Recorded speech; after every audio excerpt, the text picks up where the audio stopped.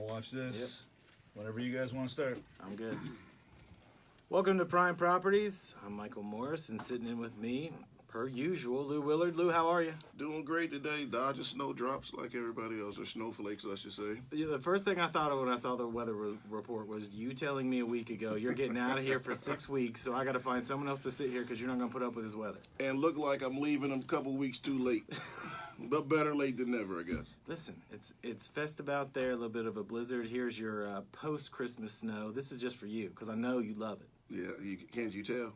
It's written all over my face. Yeah. Written all over my face. Well, let's talk about something that does make you happy.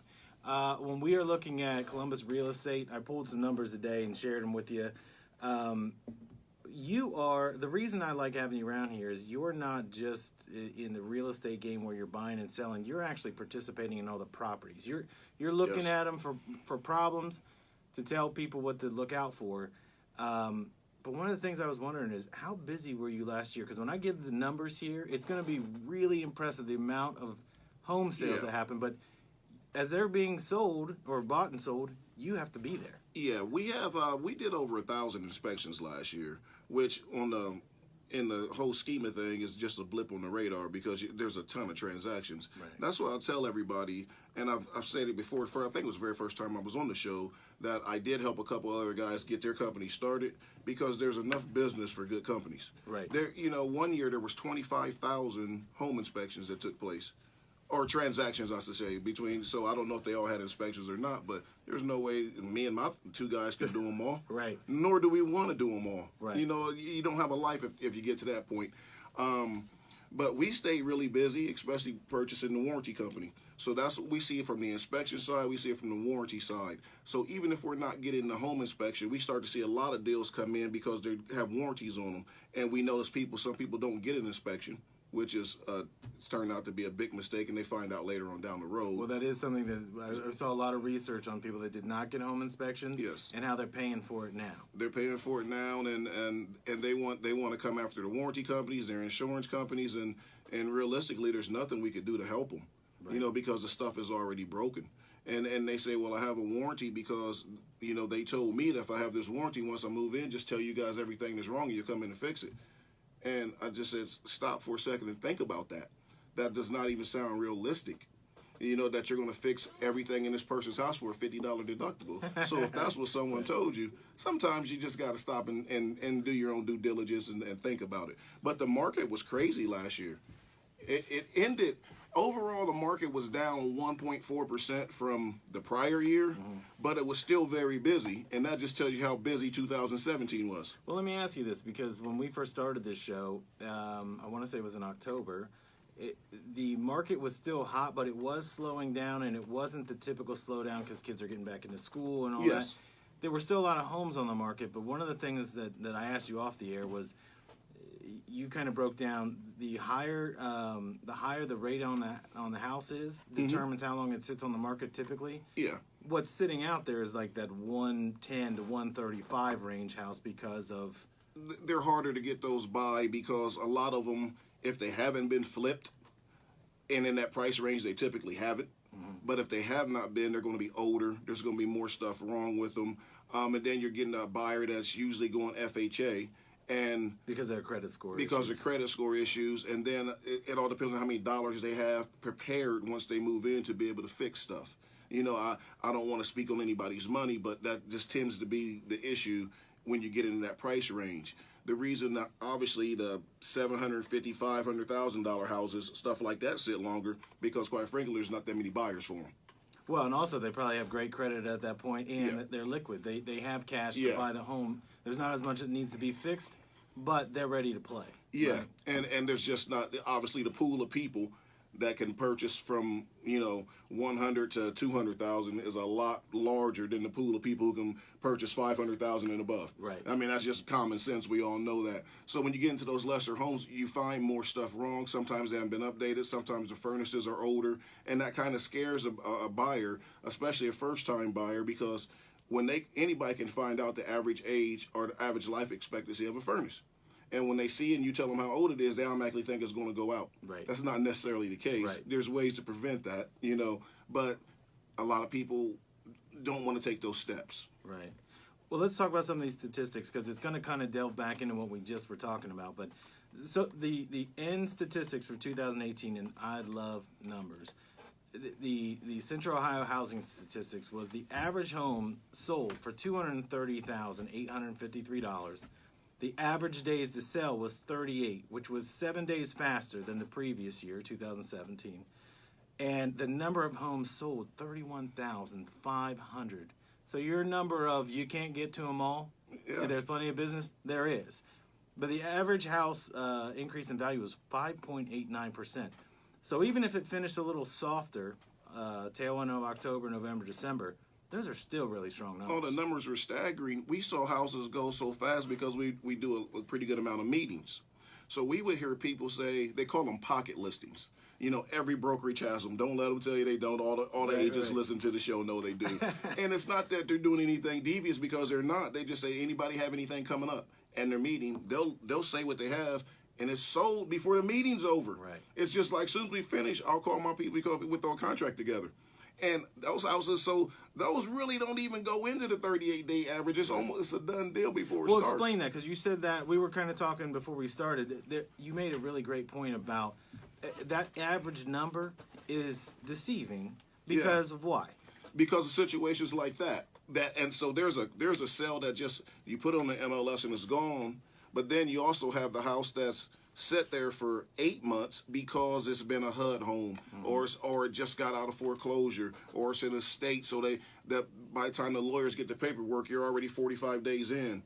And there's ways around it, and I'm not an agent. I've had a real estate license before, but it's 5 or 6 years ago, so I don't really remember, so I don't pretend to be an agent. But I do know they can pull them off the market and for so long put them back on, and it won't show that it was listed for X amount of time before, so you can reset the days on market. So if those older houses, people didn't do that, not older, but you know, those different circumstances, that's how the number goes up. But I'm telling you right now, I talked to several different brokerages in 38 days is the number because that's what's here. Right. But there was a lot of houses jumping faster than 38 days. When you've been in this a long time, so you were in when the real estate crash happened. Happened, yes. Do you remember? I don't mean to laugh, but I just know several people that I wasn't a real estate agent either, and neither were they, but they were buying properties because I could buy 2 or 3, and then those balloon payments happened, and that's what shook the whole market is you didn't have to have great credit. They were all rolled in to these bundles so that if you've ever seen The Big Short, reading the book was fascinating because even if you're not a realtor, you go, oh, how is this going on? But the economy was booming, so it was everyone had money on paper. And that's all it was. And you were getting, a lot of people went to jail behind that too, because you were getting some people out of the mortgage industry, out of the home inspection industry, getting with agents, and they were going, okay, all we got to do is put this together for this person, say the home is worth this, we can get them approved because you don't have to verify your employment. We had somebody on the other end taking care of pushing it through. And they were covering it up. Right. And granted, people were still buying them, but those people, I know a couple people that went to jail behind it, which they should have, but you still got to read what you're signing. And we would do houses, I mean, they'd be $300,000-$400,000 houses, and you're there for 3 hours. So you're talking to somebody in the course of conversation of what they do, and they're telling you what they do for a living, and it's not our job to tell them what they can and can't afford. But I'm thinking, you do that. You're telling me you make this. Do you think, just look around at this beautiful house and it's huge, do you think that should be able to, do you think your mortgage should be $600? Right. And people just, a lot of people fell into that trap. And it worked out. But then when the arm hit and the balloon hit and the payment went from $600 to $2,400, and nobody had paid a car note, turned the light on, paid a light bill. And that's not even the school system when the tax levies pass and that gets included as well. Exactly. And one of the saddest things we've done in this business, I bet you there's been 50 houses that during that time that we inspected that we since went back and inspected and they were all foreclosed on. No kidding. Yeah, that we saw the same house and it's like, because you know we keep all the stuff and it's like, yeah, we've been there. And it's just unfortunate they were all foreclosed deals. Yeah. But it was crazy. There was a lot of people that got out of the home inspection business. It hit our business hard. Obviously, we were able to maintain it, but I had to lay guys off. At that time, we had 9 guys because people say, how can you be around for 15 years and done over 15,000 inspections? Well, at one time, we had 9 guys. Right. You start doing 9 guys and everybody's doing 2 or 3 a day, that it adds up quick. You know what I mean? And we were doing. But when you go down to 0 and you got 9 guys, that's a problem. That's a problem. You know, so now you're taking guys that you know that's been loyal to you, and you have to let them go. And that's one reason why, because like I consider myself a nice guy. Some people may not, I but think you're all right. I'm like, I don't really want to lay anybody off. But you can only go so long before you affect your bottom line at home. Right. You know, because we all have families during that time, and it hit every industry hard. There was a lot of agents that got out of the business, home inspectors, mortgage lenders, and then when it came back, it was buttoned up. You had to show proof of income. I mean, they were giving people houses without proof of income. Right. It was Well, crazy. they call that a ninja loan.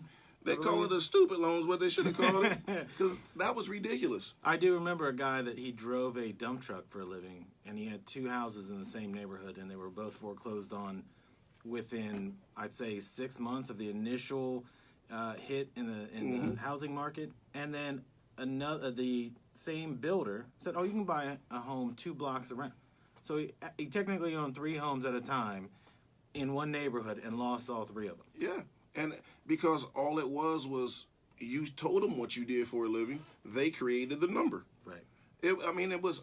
I can't believe it got as far as it did, but it seems like it went far, but it happened and stopped quickly. Right. It just affected so many people, and now you have a whole group of people nationwide trying to.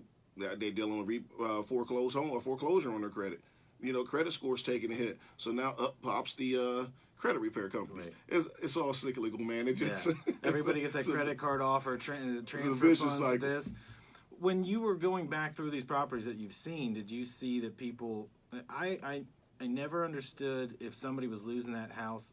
I know stories of people where they tore them up, but it seems like that's your home, that's your investment. I Yeah. didn't think people would beat those properties up, but Yeah. Do you see today that it's an issue where people? That house that is foreclosed on, that forever Yeah. has been foreclosed on. What is a buyer in that situation? Are they looking at it as a deal, or do they stay away from it? We see them as, they look at them as a deal from our perspective. It's like, hey, I can get a good deal on this foreclosed, and they don't care if it's torn up. If it's torn up, they know that before we get there. Right. Because if they've knocked holes in the walls, and we've seen some of those, but then I've seen homes that we did inspections on, and the seller has been home and just told us, yeah, we're being foreclosed on, and the house is spotless. It's immaculate. And that's somebody that just takes pride in their stuff. Right. You know, and I don't know what their situation was that led them to a foreclosure, but they still held their heads high, and they had an immaculate home. You and I grew up the same time period, and I remember not knowing people that got their homes foreclosed on because it was a community. So if you did do something dumb in the community, the whole town would know. Oh, yeah. But when homes were, you were having the city of Grove City was building out to the point where it was touching like the west side. There used to be like a division. They just kept building and building to where it's like one flowing road. But you would see a lot of those homes pop up, and they were foreclosed or for rent. When you see that, it's kind of taking down that property value of the whole area. Yes.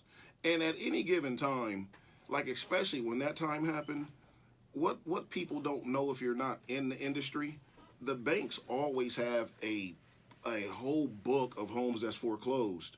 They could throw them all on the market and flood the market. They could do it tomorrow and just kill the market, kill everybody's property values. But obviously they don't for simple reasons. Well, it's a benefit to them because if Yes. housing prices are higher and they're handling the note, Yep. it's worth their while to do that. And they have a book. They have a portfolio of homes that they could go get and throw on the market, and it would crush the market. But why would they? You know what I mean? And so you'll see them. They trickle them out. They'll release. Say in a certain area, they might release. When I say area, I mean the area the size of Columbus. Mm-hmm. They might throw 150 of them out at a time, but they got 8,000 of them. Right. You know, it's crazy, but can imagine 8,000 foreclosed houses hitting the market at one time, and because that's what you had back then when all that went bad too. You had a lot of them. I always ask people that were around at that time period because I was on the other side as a homeowner, but I sold things for a living. Mm-hmm. When we see it in the media business, if car dealers stop advertising, all of a sudden it's like something's up. Like you don't know why. Yeah. But there were so many different housing companies, builders. They started to go away too. And you don't really realize it until all of a sudden it's like within 30 days, the stock market crashes. All this stuff happens. But that was always the indicator. If automotive is down, housing also follows. Uh-huh. It is. I don't know if you guys see that on your side too. It's hard to say. You see builders come and go. At that time, some of the builders they were leaving Columbus left and right. So, and these were big builders. So you knew something was going on. And they would start a house. They would start a development, put up 2 or 3 houses, then they're gone. And then it'd be up to the next builder, say an MI, a Schottenstein, or a Homewood, or whoever you want to say, to come in there, buy the land, and finish the neighborhood. So you see these houses look alike, but they don't look like the other 50 houses in the neighborhood. There's always about 9 or 10 that look the same, and then all of a sudden you have these. Somebody came in. It's almost like somebody painted a beautiful picture behind a static wall. It's like they had a different vision, but they weren't going to knock that down because these already existed. Now we're going to finish. And when you see that in the neighborhood, know a builder left and a new builder came in. That's all it is. Because typically the neighborhoods, at least back then in the era that we're talking about, there would be 2 builders in a neighborhood. Like I know you'd have like a Trinity and MI be in the same neighborhood, but you can tell the houses apart. Like you can tell them as simple as some of them did concrete driveways and they did asphalt driveways, and so you can tell who was the builder on the house in a particular neighborhood. That or the cabinets. If you go into some of these houses, you could tell some of them would have a standard cabinet. Yep. I remember that. Or the portfolio. archway for the one builder. I always thought the archway was one of the coolest things to look at, but then it was like, if you went into a house that didn't have it, you'd be like, oh. You're not going to use it for anything, but aesthetically, it made your house look cooler. Every doorway that wasn't a bedroom door had an archway. It was, that was just their thing, amongst a few other things they did through the building process. But there's another show for that. We're not here to do that. No, we'll get to that. One of the things I want to ask you. So the reason I brought up the housing crash was we're looking at statistics based on the last 5 years. So the average home. The increase in value is $59,059.69. I know it's more than 10 years between the crash and what's going on now, but I think you're seeing that huge bounce back. It's coming back in your own property value, but also the value of what your home is. Yeah, you are, and I think that's a credit to real estate agents and buyers because they're educating the buyer on the areas of the home to fix up to increase the value of the home. But that's what you said is very poignant. But what I'm asking is the educational process. Like what you do, you have to educate the consumer. Yes. Real estate agents weren't doing that because when the market was hot, there were so many of them. You just selling houses left and right. But now you better be sure because your reputation is on the line. Like you said, there were a lot of home inspectors and real estate agents that they became insurance agents or that they found something else to do. Whoever remained in this business, they better be educated, and you better have somebody that tells you the ins and outs. And that's what we try to do. You try to educate the people on the home. You can't give life. You can give life expectancies, but you can't tell someone how long something is going to last. Right. You can give them the age. Excuse me, is typically between say 18 and 22 years on say a furnace.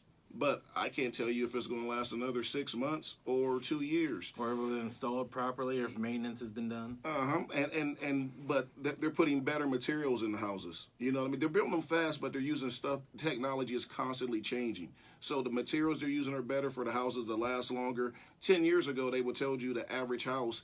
One of the builders told me the average house lasts about 50 years. I'm like, but we still do inspections on homes that last, they're 100 years old. Right. But when you go to that 100-year-old house, everything's built better than it is at the brand new one you just did. Well, you probably inspected homes in the German Village area, right? Yeah. I mean, those houses are ancient. Yeah. The only thing about them is they're cold. That's because the basements are going to get wet. If you haven't redone the basement in German Village or Victorian Village, listen, when we do the inspections, we tell you, if it hasn't been done in heavy rains, the basement's going to get wet. But they're sturdy. You're not going to knock them down. It's That's not the going thing anywhere. that's brilliant about it is, every home has, you said this before on a previous show, every home has its kind of drawback. It's not that you wouldn't buy it because of this, but, it's one of those things you're going to tell someone you're going to need a blanket in November to be on the couch. Absolutely. And the thing is, when you buy... The thing is, you have to deliver the message. Being a home inspector is tough, and it's about to get a lot tougher with the new licensing laws. Which was great that they finally pulled the trigger, but there's still months. That's a whole nother show. Oh, but we'll get to that. We tell people, you understand what you're buying, right? Before we start the inspection, this is and German Village. These homes are this old. You know there's a chance you could have knob and tube wiring. You could need to update some stuff, and then you walk in, it's immaculate, and it's already all been done for them. Mm-hmm. Or you walk in and they go, I'm glad you gave me a heads up because now I know what to expect. And so then that's where they get back with their agent, who typically has an interior designer on their team or a connection with one, and tell them, don't over update the house. Because over updating the house doesn't increase this increased value number. It just means you lose money because the house is only going to go up based on the area that you're in. Right. So the buyers are becoming more educated in that aspect, and the agents are doing a great job. That's why these numbers are going up. Do people ask you about add-ons or doing remodeling projects? So, because you're going to know the value of not just that house, but pretty much what that neighborhood's going for and what it should get. So you have to kind of forecast where that's going to be in a 2 to 5 year period, pretty much. Yeah, they don't ask us in that aspect of it. They ask the real estate agent that, because when you break it down, they'll say if you have a 2-car garage, is worth this much. If you add on a third car to that, it's this much. So the agents have all that stuff. Right. When they start asking us, can they do it? Right. And so we go over how you can do it, what it's going to look like. You know what I mean? And they want cost, but we can't give them the cost because we don't know who they're going to have do it.